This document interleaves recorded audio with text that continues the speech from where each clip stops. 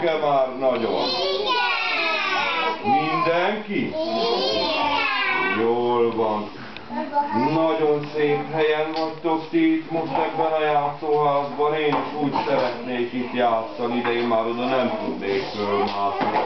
Én csak társas játékozni tudok már. No meg, zenélni. Mit gondoltok, mi lehet ebben a tokban?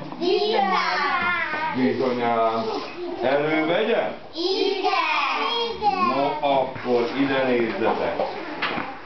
Mikulás bácsi előveszi a kedvenc hangszerét, így, és ha már itt vagyok, akkor énekeljük el azt a dalt, hogy Télapó itt van. Jó? Ismeritek? Igen! Na, akkor mindenki énekelje velem, jó? Télapó itt van, hol a subája, jég a cipője, leng a szakálla, zsák, zsák, teli zsák, piros alma aranyák, két szarvas úsznak, számrepítette,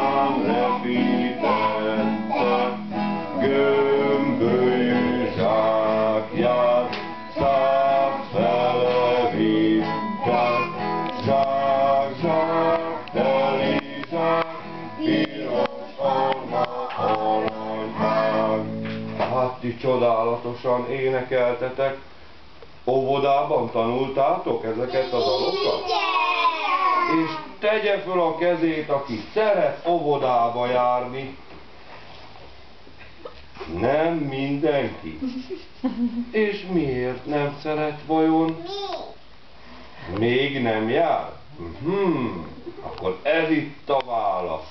És tegye föl a kezét, aki szeret iskolába járni. De még csak óvodás vagy, igaz? De azért szeretsz iskolába bemenni, ugye? Ott jó.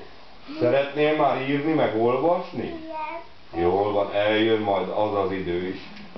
No, gyerekek, a Mikulás bácsi nagyon-nagyon szereti ám hallani, amikor a gyerekek verset mondanak, vagy énekelnek.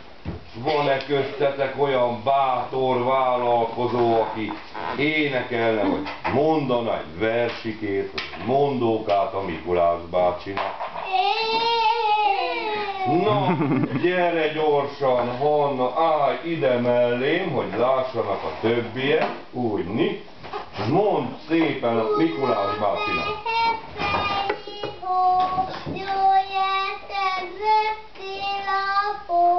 Minden gyerek várva vár, vidám ének adja szár. Van zsákokban minden jó, piros szárma mogyoró. Nagyon ügyes voltál, tapsoljuk meg, jó hangosan tapsoljuk meg. No, ki az a bátor, aki még kijönne? Na gyere, te most kisebb vagy, gyere, szaladj! Állj te is ide, úgy fordulj a közönség felé, és jó hangosan mondjad. Télapó itt van, hol a szobája, leng a szakálla, zsák, teli zsák, piros alma aranyák, két szarvas úszta, telepítette, gömbölyű zsákját, zsák, teli zsák, piros alma aranyák. Hát te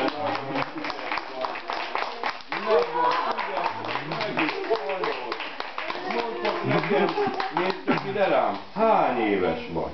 5 éves. 2. Szerintem még nem vagy 5. Na mennyi? 2 vagy 3? 2. Ahhoz képest nagyon ügyesen mondtad ezt a verset.